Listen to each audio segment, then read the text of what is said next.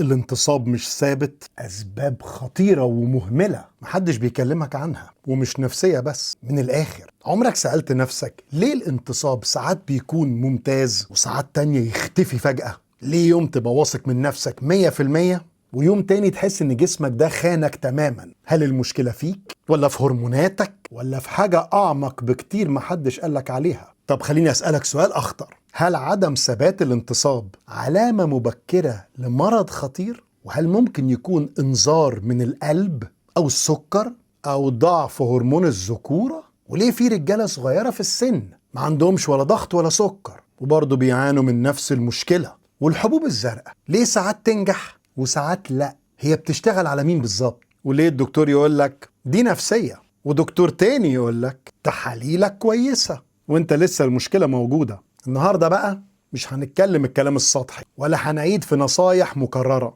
ولا كلمة اتجوز ترتاح والكلام ده. النهاردة هنتكلم عن الأسباب اللي محدش بيقولك عليها، أسباب علمية ومثبتة، ولو اتشخصت صح بتتحل بنسبة كبيرة جدا. لو الانتصاب مش ثابت فالفيديو ده مهم جدا ليك وممكن يغير حياتك. يعني ايه اصلا الانتصاب مش ثابت؟ عدم ثبات الانتصاب مش معناته ان مفيش انتصاب خالص، لا، ده بقى معناته ان الانتصاب بيجي ويروح او بيضعف اثناء العلاقة او بيكون كويس في اول العلاقة وبعدين يفشل، او بيحصل انتصاب كويس لوحدك وضعيف جدا مع الشريك. وده مهم جدا لان النوع ده من الضعف له اسباب مختلفة تماما عن الضعف الكامل للانتصاب. انا قلت قبل كده في فيديوهات كتير الانتصاب عملية معقدة بيدخل فيها المخ، الاعصاب، الأوعية الدموية، الهرمونات، وطبعا الحالة النفسية. أي خلل بسيط في الحلقة دي يخلي الانتصاب مش ثابت. هل فعلا أكبر مشكلة نفسية زي ما ناس كتير فاكرة؟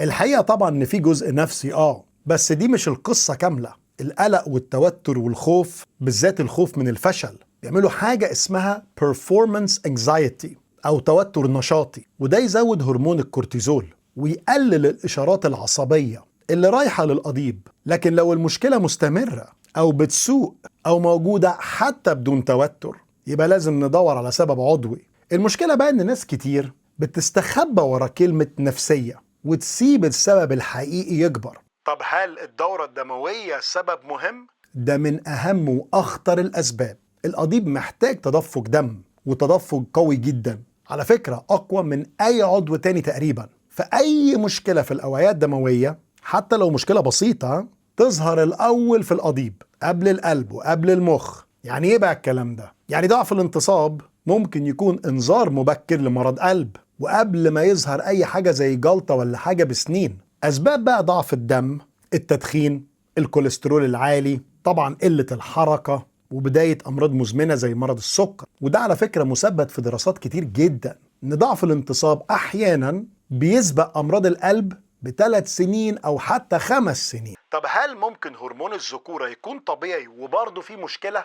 ممكن، ودي على فكرة نقطة ناس كتير ما تعرفهاش. الرقم بتاع التحليل مش كفاية، المهم التستوستيرون الحر، توقيت التحليل، وحساسية المستقبلات. فممكن الرقم في الورقة من المعمل يكون طبيعي بس منخفض بالنسبة ليك انت. وعلى فكرة التستوستيرون مش بس مسؤول عن الرغبة لكن كمان عن جودة الانتصاب، قوة الأعصاب، واستجابة الأوعية الدموية. الضعف يعمل انتصاب غير ثابت، ضعف للرغبة، وتعب عام. هل الانسولين ومرض السكر ليهم دور لو مفيش تشخيص؟ طبعا ليهم دور ودور قوي جدا. مقاومة الانسولين قبل ما يبقى فيه مرض سكر ولا تشخيص بيأثر على الأعصاب، على الأوعية الدموية، وكمان على الهرمونات. يعني الكلام ده معناته ايه؟ واحد تحاليله شكلها سليمة جدا ولسه في الطبيعي لكن عنده كرش، بيتعب بعد الأكل، وعنده شهية سكر جامدة، ده معرض جدا لضعف انتصاب أو انتصاب مش ثابت. وده على فكرة السبب الرئيسي إن الناس كتير تتحسن جدا